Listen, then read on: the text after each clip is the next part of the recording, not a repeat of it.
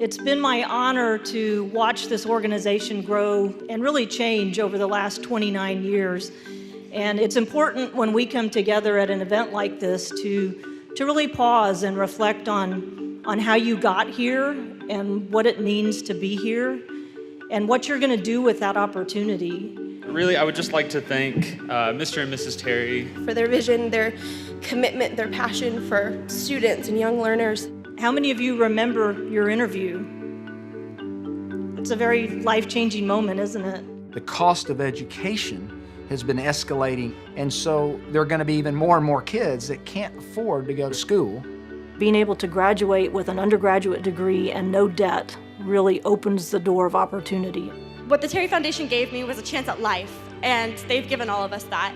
I don't think Mr. Terry ever knew how big it would grow and the support system that it would create for each and every one of these scholars. You saw something in me that I see now, but I didn't when I started. And without your support, I would not have made it. It's just incredible if you think about what the foundation has done through, Mr. and Mrs. Terry's generosity. Why would you not want to be a part of that?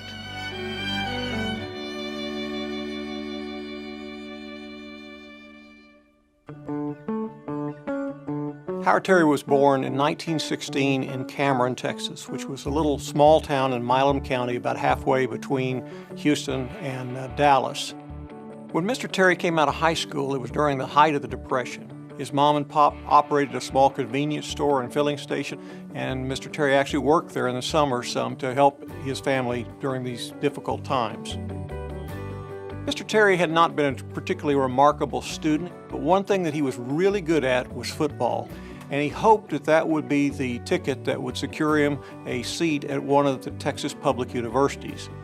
His father told him that that was probably a bad idea. Mr. Terry always laughed when he told that story and said, "No, I wasn't going to stay there. I knew I wanted to go somewhere else and do something different." And he found a way to make it happen. And then fate kind of stepped into the picture. Mr. Terry had a science teacher who really thought a lot of him and wanted to see him succeed.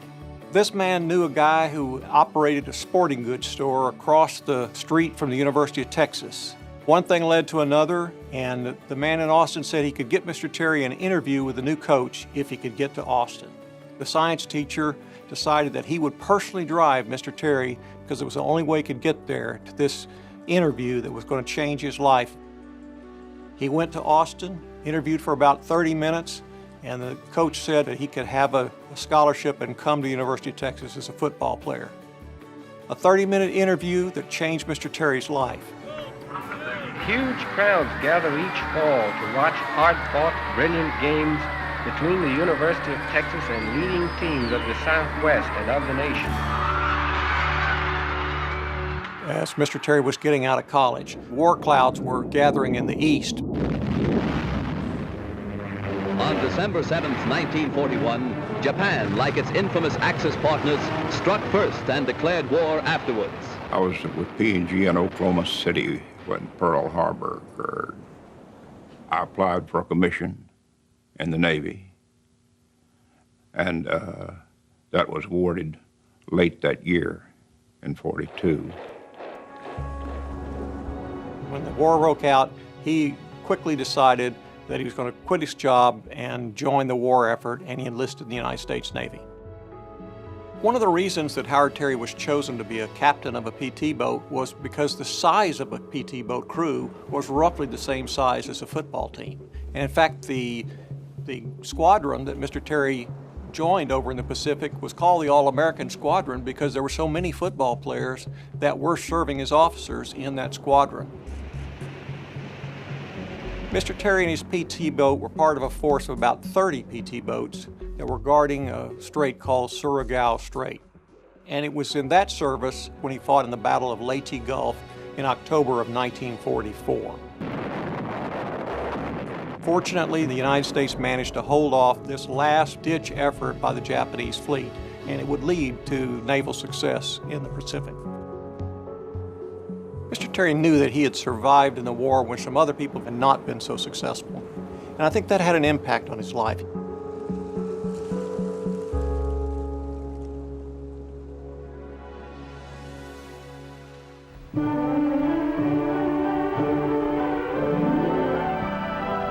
At that time, the post-war boom was just taking off. And that really was just designed for a guy like Howard Terry. People were building houses, the veterans could buy their houses cheaply. So he formed some real estate partnerships. And he got into the appliance business and he was selling stoves to put into the houses that he was selling them. Well, they got to have a lot of capital in order to make these stoves. So he went to New York and was able to negotiate a good loan. And that's how Mr. Terry learned, well, gosh, this is how you can capitalize your business and cause it to grow. And he said, man, this banking stuff is pretty good. So then he got in the banking business and created one of the biggest banks in the state of Texas, Allied Bank and Trust. He always sat in the back and paid attention to what was going on, quickly identified the critical issue, what he really cared about, and then he would go do what needed to be done. He didn't consider what he did work. He enjoyed it. Really, he made his big money in the bust of the 80s because he was helping oil and gas companies that couldn't drill because they didn't have any money. He didn't get any thrill out of counting his money.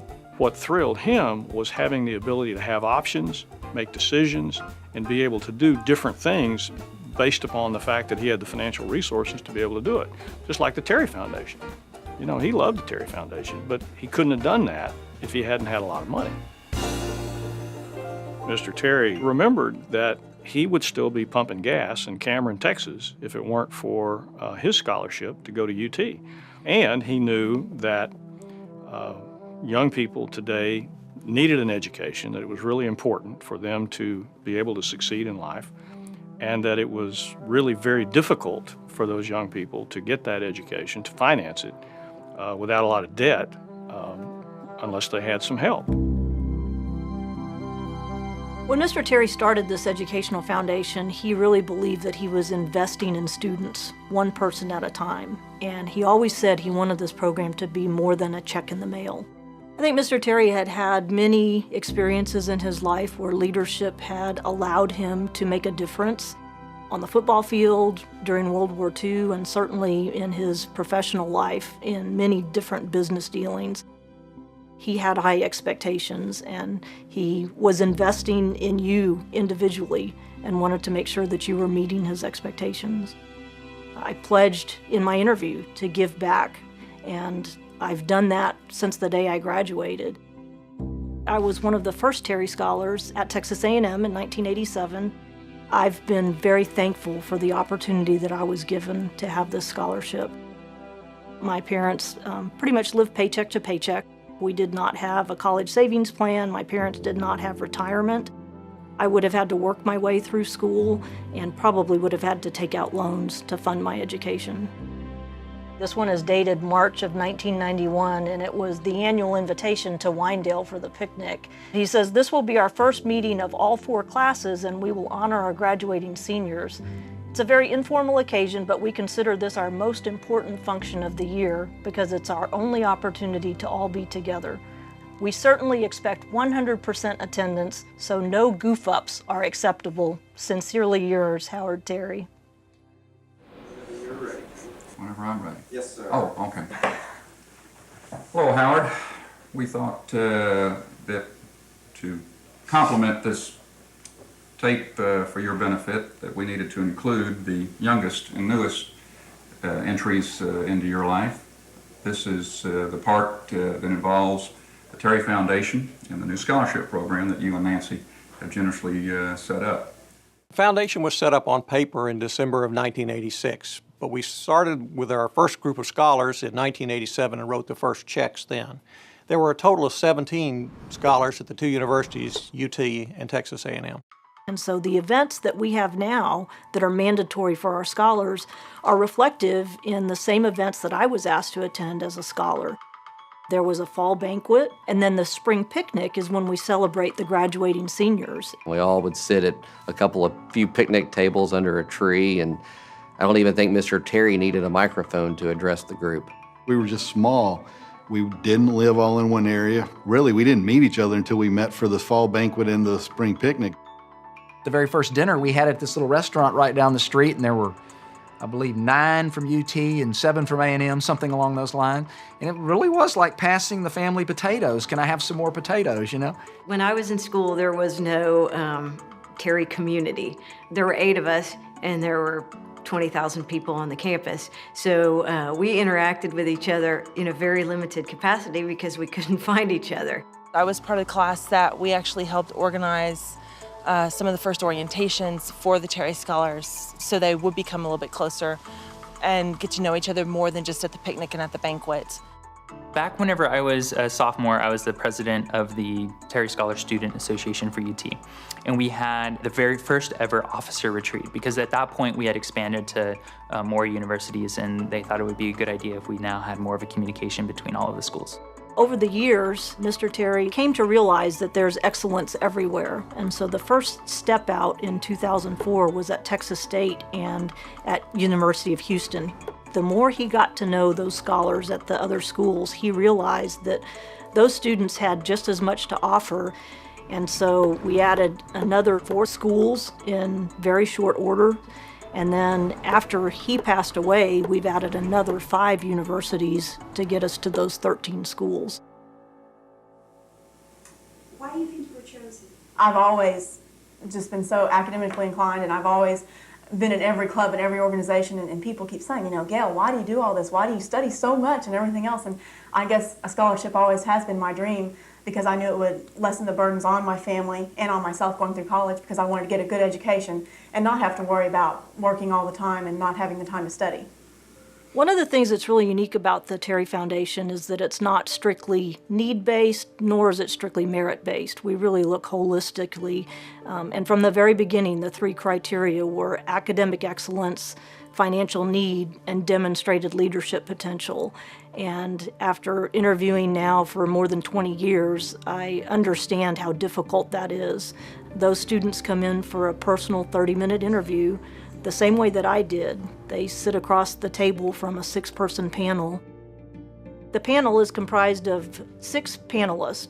Often there's a member of the board of directors, but certainly there will be Terry Scholar alumni, and we try to have 2 student representatives on that panel. It was very important to Mr. Terry to do a face-to-face interview because he'd known through his own interactions with people that seeing things on paper wasn't the same as seeing something in person. And he had known in selecting people at his banks and his different business careers that there was no substitute for actually shaking hands with people and getting to know them personally. The Terry Scholarship interview is probably the most intimidating interview you'll ever be on. Big oak table, 6 chairs on the other side. Window view of like the 15th floor of a very nice office building. Oh, without a doubt, I know exactly what that feels like. I felt my face getting hot. And I instantly started sweating. You get chosen for an interview because they see some potential in you, and I think they don't want you to be so nervous. It doesn't matter how much I try to say, relax, we've been there. You can only take a student so far because now they know what they're there for. We see all walks of life when we're doing our interview process, and I'd say 60% are that gung-ho type student that comes from a 3 to 5A school, medium-sized city. But we see some cases that you have to keep your composure sitting on our side of the table interviewing. It's just very rewarding to see all walks of life being helped by it.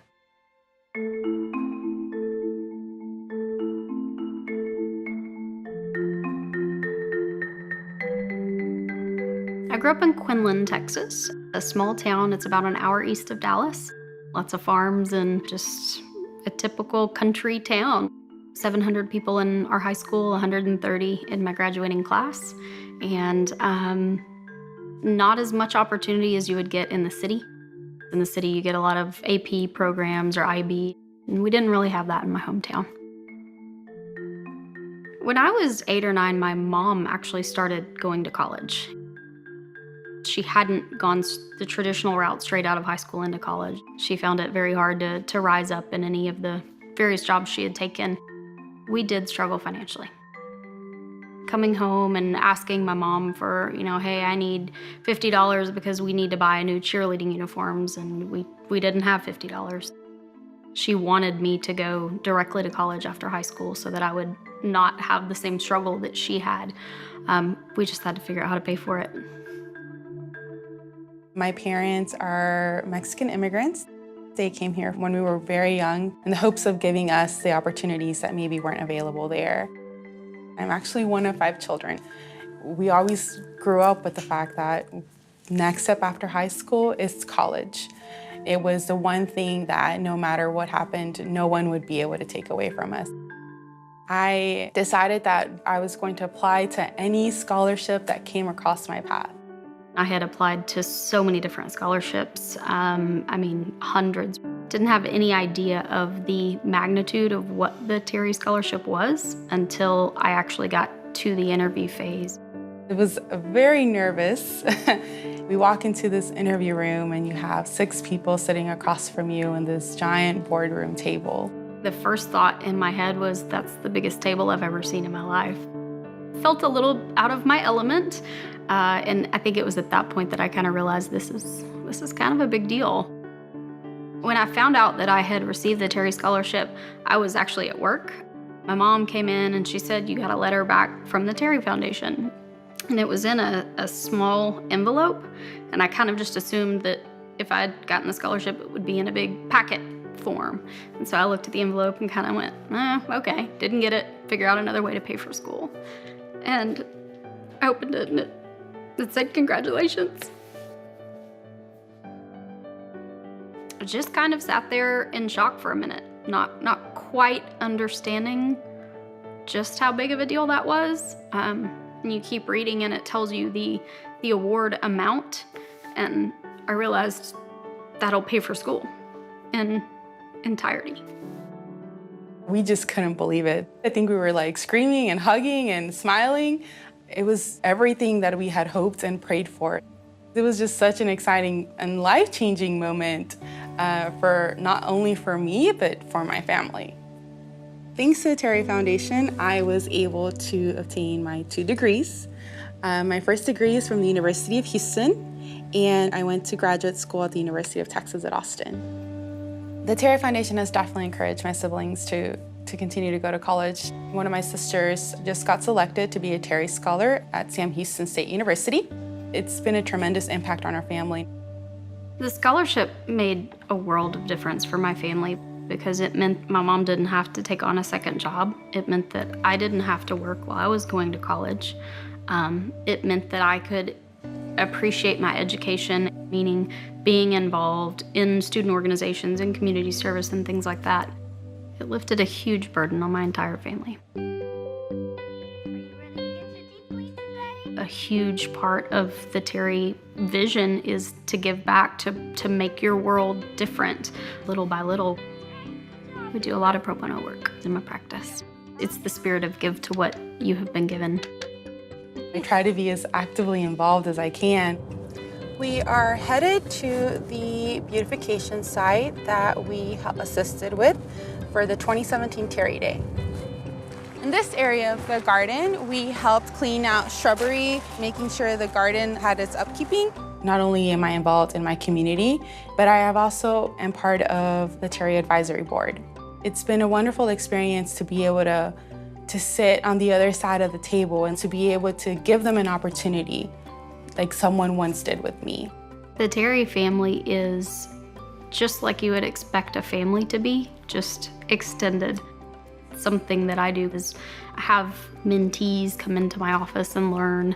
We are both pre-dental students, so that means that we need to shadow dentists, and since Dr. Shirey is a Terry alum, she gave us the opportunity to come to her office. Congrats on doing well on your DAT.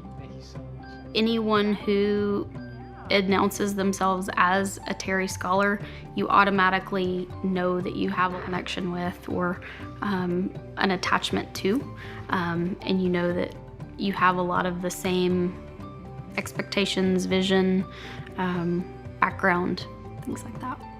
We're all givers. My personal philosophy in selecting students for the scholarship is that I want to see somebody who is really committed to giving back to the community. I want to see somebody who has demonstrated in their past activities that they are interested in giving back, that they have the ability to give back, and that they're really wanting to do that. This foundation is all about, improving lives around the state, and hopefully, we're around to, make meaningful impacts in Texas for a long time to come and make this state a better place to live and leave it better than we found it. If you look at the nominees that we get year in and year out, you're always going to have people with financial need. You're always going to have people with high academic scores. But you want to focus on those people that have that intangible ability to lead others. All right, so as y'all know, I wasn't here in class on Tuesday, and that was because I was participating in something that we do with the Terry Foundation. So don't laugh too hard, okay? But that's me 10 years ago on the way to my Terry Foundation interview. My parents didn't have anything set aside for me. They talked about college a lot, and it was an expectation for me to go, but they didn't know a whole lot about the process of going to college and paying for college. So I came from a really small town where education wasn't exactly the focus of the community. I think at some point it was like the 8th poorest county in Texas. Oh man, that's a classic Southern country boy picture right there. I grew up on a family farm. Being a farmer, there's fluctuations. So there were times whenever everything was fine, but my mom would always insist that we didn't overindulge in anything. I've wanted to be a teacher since I was a little boy. It's something that I've always wanted to do, and the Terry Foundation allowed me to do that. The day that I found out about the scholarship, there was this big packet in the mail, and it said that it was from the Terry Foundation. I was in school, so I run down to the office, and my mom just has this envelope, and she's like, open it. Easily, that was one of the happiest moments of my life, because at that moment, I knew everything was taken care of for me. I don't think I really understood what they meant by a full ride until I saw the numbers, and that changed the way I perceived my opportunities the rest of college. What this scholarship and what this foundation meant to me is that I was able to pursue my dreams. So I didn't have to worry about money. I didn't have to worry about paying for college. And so it allowed me to do this with you guys. Knowing teachers don't make a whole lot of money, and knowing that I wasn't gonna graduate with any debt made it to where I could pursue my dreams. I mean, the scholarship doesn't just affect the student, it affects their families. The fact that they didn't have to pay for my college and they didn't have that extra burden, I mean, their business has grown to the extent to where now, if I were in high school, I wouldn't have qualified for the scholarship. So that changes the entire trajectory of a family's future. Like, as a high school teacher, I would not have been able to afford a house, but then I was because of the Terry Foundation. So it just compounds through life. It afforded me all sorts of future things that otherwise I wouldn't have been able to do. I get out of bed every day because I know that I'm coming to do what I love to do. As a teacher now, I'm getting to help these students in their pursuit of college. How can I personally invest in people that need something that I can offer? So we're coming up on the UT campus. I'm gonna meet up with some current Terry scholars and check in on them and see how things are going on campus. The key thing that they've done for me is make me feel a sense of obligation to be the best I can be throughout the rest of my life. It's like this totem for what I should be doing as far as giving back and being involved in student education. And just that path has been completely different because they got involved in my life. Now that I've been out of college for almost 6 years, I've had the opportunity to serve on several Terry Foundation panels. It's an opportunity that I'm blessed to have. It's Terry scholars picking the next generation.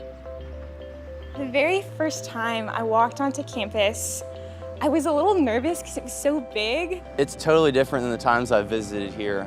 There's just this new feeling of excitement and anticipation. It's like I'm finally here, and just couldn't wait to get to classes. It felt so surreal. It feels like I'm living in a movie. Just looking around and being able to see this as my home for the next couple of years is really wonderful.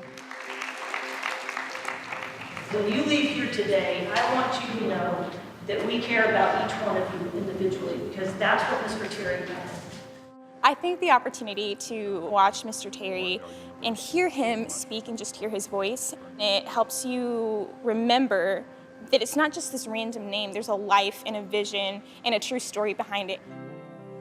The Terry Foundation is the most important thing I've ever done in my life, simply because it's enabled me to help more people than I could have ever done otherwise.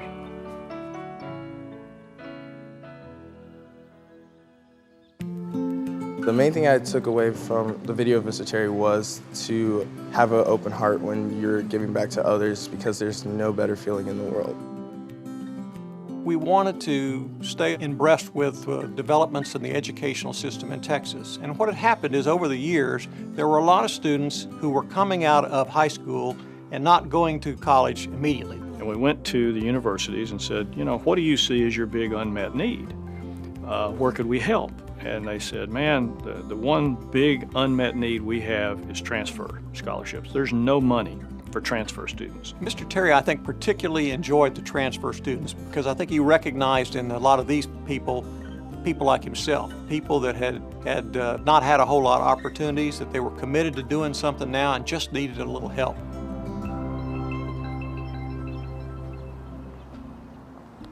During my experience of homelessness, and I can only speak for myself, there is a general fog of hopelessness. It's totally dehumanizing to feel that you don't belong anywhere. Reading helped me basically just keep it together.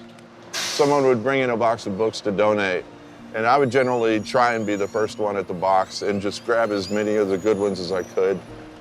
I started writing. Being able to write things down, it gets the emotions and the thoughts out of your head. It makes a big difference in a person's sense of themselves. I'm not homeless now, and basically I owe a lot of it to scholarships and grants. I think I got my scholarship the first year the foundation did transfers. Transfer just means that you've been to school at a community college or elsewhere, and you're not your normal student coming out of high school and going to college. I remember once I was awarded the scholarship, it's like, okay, I can actually pay the rent and actually go to school full time, and I've been able to since then. I got emotional at the interview. I started crying at the interview.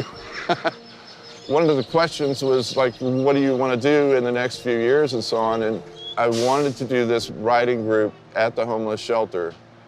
I didn't realize how much the thing meant to me until I had to say it out loud in front of people. That proved to me that I must do this. It's no longer a choice. So every Saturday for the last 2 years, I get up and I pack whatever books I can carry with me. I hop on the bus here, head to HEB, stock up on groceries and coffee. Without like cookies and donut holes and hot coffee, I don't know. I don't know if the people would have showed up to begin with. I go from the grocery store to the homeless shelter, get everything set up, and at 1 o'clock, I've usually already got people in there ready to go. It's good to see you. It's been a while. All right, so it's the official starting time. Tony, did you have anything you wanted to read today? The entire idea of going to a university was pretty alien to me, and to have that validation and the interest from the Terry Foundation really made me feel that, yes, I can do this, and it doesn't matter that I'm bordering on geezerhood. I can go for this and get it done right. It's been great taking writing classes at UT because I can steal from my classes at UT and take the principles into the workshop. Homeless, from feebleness and assertiveness to initiate or undertake discovery of the human contact needed to forward a recovery. And I'll just end it there. It's a long point. I don't think this writing workshop would exist without the help of the Terry Foundation. Without the family vibe of the Terry students and the folks who work with the organization, I probably wouldn't feel as supported in doing this. I think being a Terry Scholar and feeling that kinship and knowing that no matter what happens, they're on my team, that makes a huge difference in getting through courses that are difficult or just facing the normal stresses that come with going to school. It's always been a comfort to realize that if anything goes wrong or if I'm afraid of dropping the ball in any way, there's somebody I can get in touch with and there'll be help.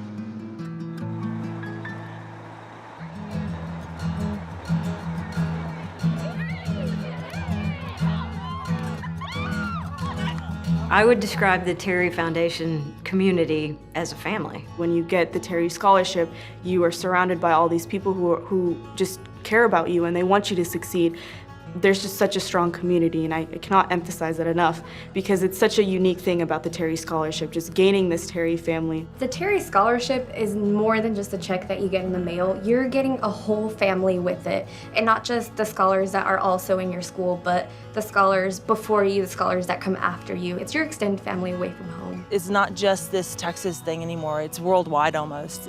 This family is so big, but yet we can come together like to a picnic and connect on so many different levels. You don't even need like a formal introduction. You just say you're a Terry Scholar and you immediately form this bond with this person and you understand where they're coming from and how hard they have worked to be where they're at. I've lost my mom my senior year of college. They were with me every step of the way, calling me, sending me emails on a weekly basis. Are you okay? What do we need to do? The support, never a question. That's something that is so unique about this scholarship is that the foundation cares about you, your coordinators care about you, your spirituality, your mentality, your emotional mindset. It's just this overall holistic kindness that they give you. The check is what reels you in, but the family aspect of it is what makes you stay and what makes you feel like this is really the best opportunity I've ever gotten. I feel we all have this basic understanding of where we came from. Wow. And we're all looking out for each other. Late in his life, we were talking about a function we'd been to that involved a whole lot of Terry Scholars, and he said, you know, Ed, something funny happened. Well, I was talking to some of them, and I noticed they were all referring to themselves as Terrys. Just like they're a member of my family. I said, that's exactly the way they feel. He thought about it for a minute. He says, you know, that's exactly the way we wanted it. Mr. Terry is, I would say, a man of noble character. Warm, friendly, caring. Gentle giant is one that I would say both in physical stature and the success the gentleman had. Mr. Terry was so sweet, just like a teddy bear. Mr. Terry was like a teddy bear. He was an imposing guy, definitely well over 6 feet. Tallish. He seemed 10 feet tall to me. He just had a power look to him. He was a commanding presence. I mean, when you walk in a room, you saw Mr. Terry, you knew that was the guy that owned the room. Mrs. Terry always made us feel much more comfortable. Mr. Terry was sort of intimidating, and Mrs. Terry would come and give you hugs. One lesson I learned from Mrs. Terry was the importance of voting and civic engagement, and I'm proud to say that that's something that I'm also involved with in my community. Clearly, nothing could stop the two of them put together. He always cared about others. He didn't come in and start talking about himself. He always asked about, you know, as a student, he asked about me, how I was doing. He generally took an interest in what we were doing at school, what we were studying. Mr. Terry was just beyond words in a sense. Mr. Terry was amazing. He knew everybody's name. You could tell how much he loved every single member of the Terry family. He had this vision of providing an education for all of us, and we want to continue that for forever.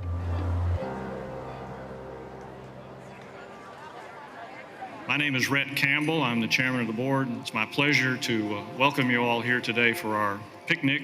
We're glad you're here.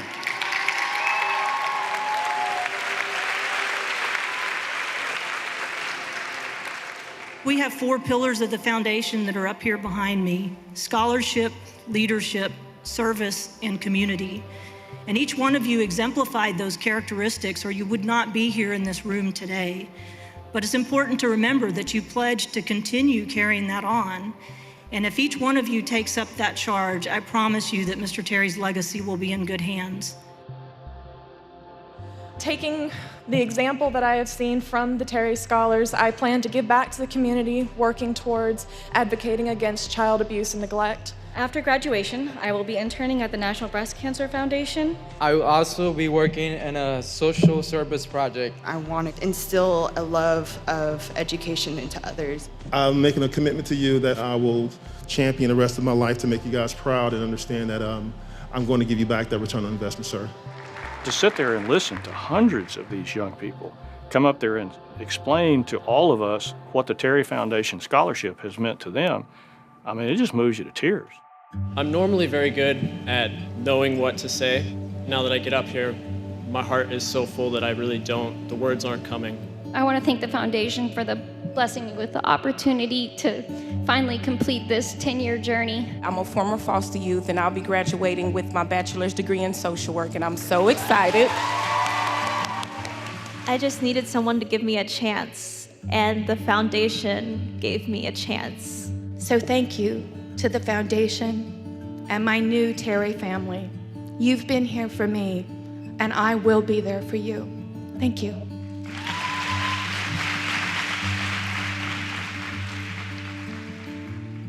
This is a letter from Mr. Terry. It's the story behind our Terry pen. When students graduate from our Terry Scholar Program, we give each of them an engraved gold pen. This pen is not only a symbol of their achievement in graduating from our program, but also reflects our hope that they will keep in touch with us after graduation and let us know how they are doing. On one occasion many years ago, I was involved in a very important business deal. As it turned out, it was one of the biggest deals I ever made and was key to putting together the assets that eventually became the endowment of the Terry Foundation. Every time I look at that pen, I remember the excitement and satisfaction I felt in closing that deal. So, when we decided to give each of our graduating seniors a gift, I suggested a gold pen. Hoping that our graduates would look at that pen, as I still do, and remember their achievements as a Terry Scholar. We always say that the Terry Scholar Program is intended to operate like a family. and it is our hope that this gold pen will remind our graduates of the Terry Foundation. And the people here who care about them and will always wish them the best. Good luck and keep in touch, Howard Terry. It's a simple gold pen. It's nothing ostentatious, but it's what I know about the pen that matters and what it means to me. It's like a symbol from the foundation saying, we've opened a lot of doors for you, and this is the step that you're taking in order to open more doors for yourself and in order to also help others along your journey. Mr. Terry, through his efforts, put all of us through school debt-free, and the least that we can do is give back our own time and energy to help the next generation. This great man gave me the opportunity of a lifetime. He's given so many other people the opportunity of a lifetime. I wish I could have met him, but his legacy lives on through me that I can pass on to others. And everyone that I meet, I'm always telling them about Howard Terry, Nancy Terry, who they are and what they represent. You know, he could have built a building, he could have done a lot of things, but to invest in others and give them the chance that he had and the opportunity is quite touching. And to be the beneficiary of that is a very humbling thing. The foundation was able to give us hope that we can change our lives and that there's absolutely nothing that can stop us. Generations of scholars are going to be impacted and their families. Like, you know, my daughter won't have to worry about how she's going to pay for college. It's changing not just the scholars' lives, but everyone around them.